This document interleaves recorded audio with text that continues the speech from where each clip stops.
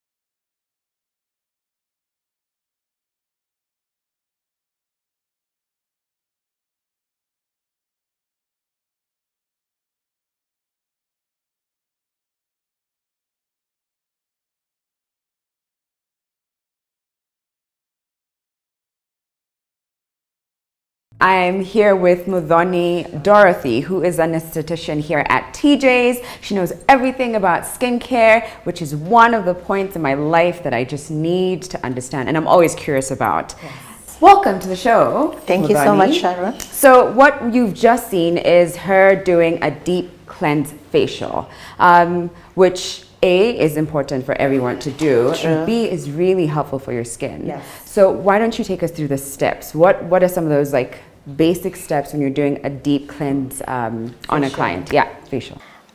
First of all, you have to, when you put the client to rest in a room, you have to analyze the skin type of the client's face. Okay. Actually, that's a really good point. Yes. Why don't you, so are there some quick tips? If someone's watching right now and they're like, but what is a skin type? How do I know what my skin type is? There are three, four types of skin types. Okay. There's dry, oily, there's a combination. Yeah.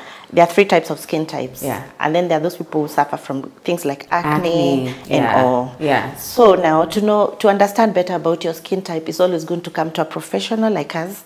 We analyze it and then we'll be able to take you through and help you with the good products that you can be using for the particular type of your skin. Right, because that's the starting point. Once you understand your skin type, then you know how to treat it, what kind of products to put on it, the whole thing. First, you start by analyzing your client's skin type. So what's the next thing after that? Once you analyze the skin type, you prepare the client, you've prepared the client, you've analyzed the skin type.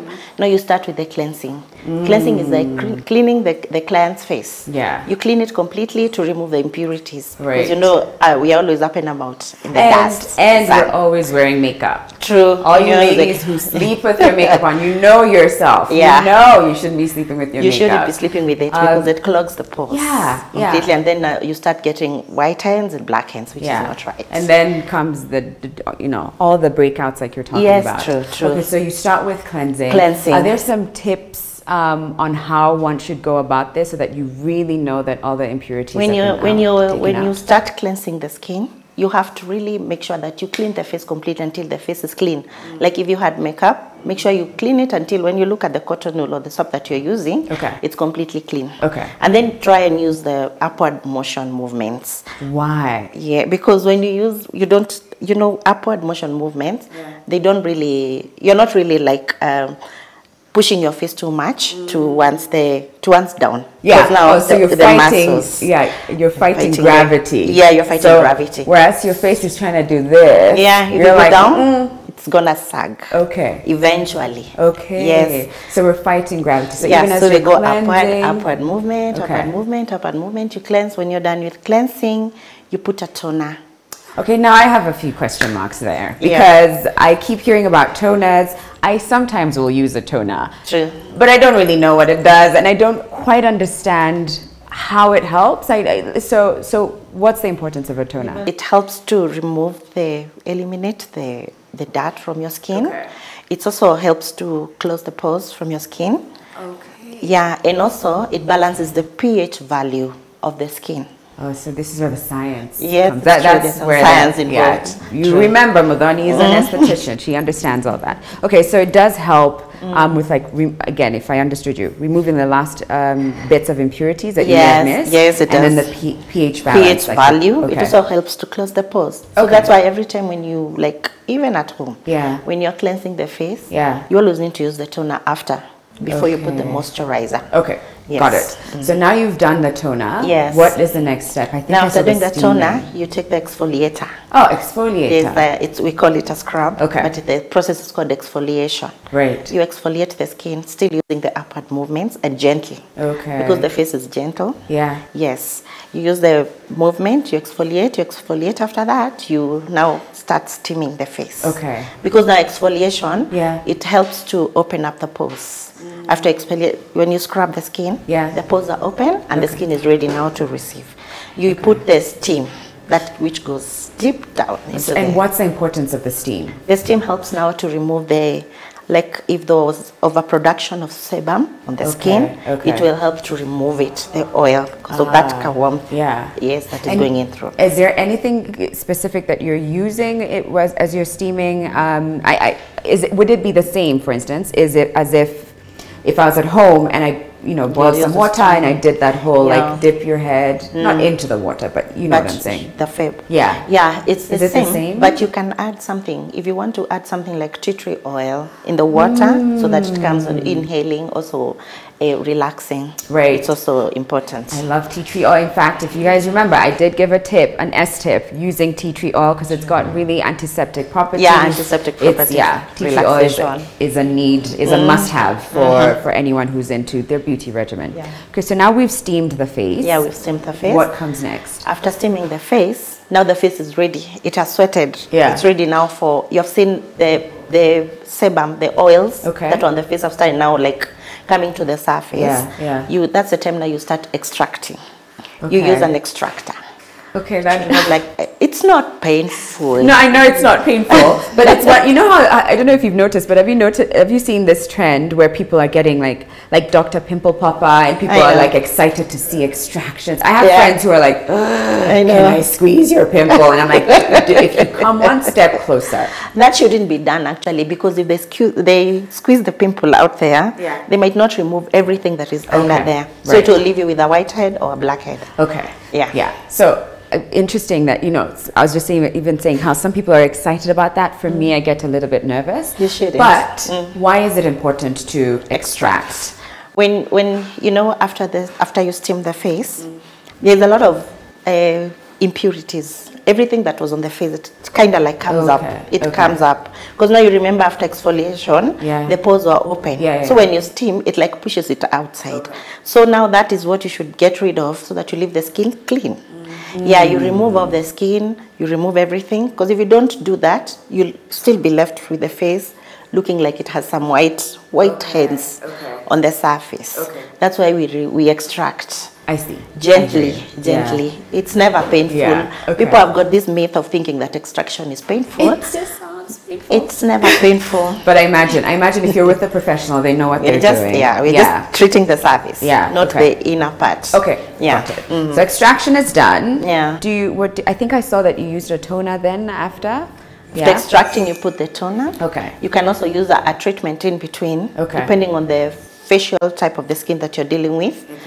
Right now, after extraction, use the treatment, it goes in because the pores are still open. Right. After that, you now put the mask.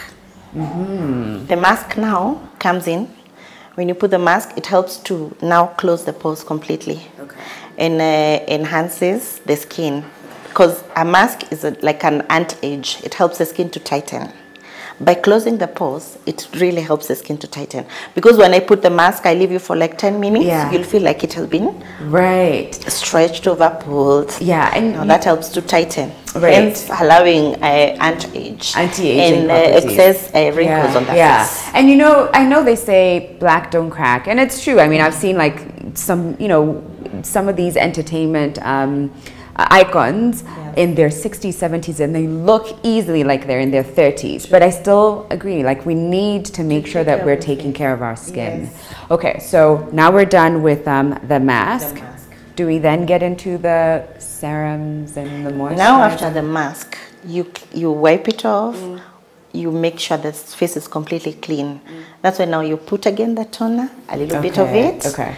Then now if you have the serum, that's when it comes in. Right. A pea, you don't need to put too much because again you'll be putting excess on the face. You don't need all that much. Yeah. You put the serum and then you put a little bit of moisture. Okay. If it's during the day, you put for the day. If a client came in the evening, we'll put like a day cream.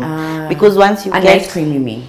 A night cream, like if she came for a facial in the evening, we'll use a night cream. A night cream, for the night. Okay. Yeah. Okay. Because now once the facial is done, you're not allowed to wash that face until like 12 hours are over. Oh. Yes. Okay. So it's you leave the face. The treatment is still setting. Okay. On the face. So that really is essentially the breakdown of like what we just watched, which is a deep cleansing facial. Yes. Now I have a question for you. It's now, I don't know if Nairobi's if we're under attack by the sun, but it is so hot outside. And I'm curious to know, how different does your skin, should your skin regimen be when it's hot versus when it's cold? You have different types of skin. For people who have dry skin, they tend to suffer more when it gets hot. Okay. Yeah. I actually have... You're right. Oh my gosh. I have combination dry skin and combination dry. Oily. And when it's so when it's hot, that's when I start to have all these pimples. Yes. So why is that? When it's hot, you know, now if you have a dry skin and it gets hot, it means that it's getting out everything from your skin. So what I would advise people who have like dry skin to use a bit a moisturizer that is a bit heavy. A little bit heavy to stand. And then after that, don't forget to use a sunscreen. Oh. Yes, a sunscreen is very vital. Yeah. Whether it's cold, whether it's hot. Because even cold sometimes when you're moving around, you feel like the wind is blowing and cutting your face. Yeah. It's always advisable to use a sunscreen. Wow, okay. So I'm guilty. I should definitely do better with the sunscreen bit. Sometimes I forget. Yeah. But going back to what you just said, I feel like I've lived, I'm almost 30. Yeah. And for 30 years, I thought that when it's hot, since I have like that combination dry skin, I shouldn't put so much on my face or put more moisture on my face because then I'm going to be sweating, and I thought it irritates it more. But what happens? It's not making sense to me. Right? What happens if you have a combination of dry and oily skin? The part that is more dry, put a bit heavier. Okay. The part that is oily, just go light, very light, like normal. Because now, when the sun hits you, the dry part will become more drier because it tends to take away the moisture. It's really sucking it out. Sucks it out. Yeah, it sucks it out. I hear you. So that's what we are supposed to be doing. Okay. Yeah. And I guess the reverse takes place when you have an oily skin. Or even skin type. Yeah. Yes. When you have an oily skin, you just put enough. Okay. When it's hot. Okay. And then don't forget to use a sunscreen. In the evening, you clean it out because of the impurities and all, and you know that you've been under the hot skin the whole day. Clean it out to at least achieve some good results. Okay. Yes. So, Muthoni, how different should your skincare routine be morning from day? Should you do the exact same thing in the morning, and that you do at night, or no? It's okay. The routine that is always there, day and evening. It's like it's mandatory for you to cleanse your face. Okay. To cleanse your face, tone it and moisturize it. Right. In the morning, you'll use the day cream. In the evening, you'll use the night cream. But in between, you can incorporate, like after 14 days, you can, or like 7 days, you can do now the scrub, the mask, the whole, have fun. Yeah. You can do it like weekly. Yeah. Yes, a gentle one. Right. But every day routine for cleansing and toning and moisturizing, that has to be. Okay. Yes. And then I guess it's day cream, night cream, and then you just day cream, night cream. When it's night, day cream. When it's day cream. When it's night cream. Night cream. And also again, eye cream. Eye cream. Also, you also need to use some eye cream. Okay. Eye serum. Yeah. For protecting the eyes. You know, around the eyes it's very, very sensitive. Yeah. Yeah. Also, you need to use that. And when you're cleaning it, clean it differently with a different soap. Around the eyes. I've even seen how they say when you're putting the eye cream, use your ring finger because it's the most gentle. Gentle one. Because it really is the most sensitive part of your face. Thank you so much, Muthoni. This was lovely. Thank you. One more segment, okay? We've got one more segment. This time round, there's an animal involved. I'm not going to tell you which one. So come back in just a few minutes. Sure.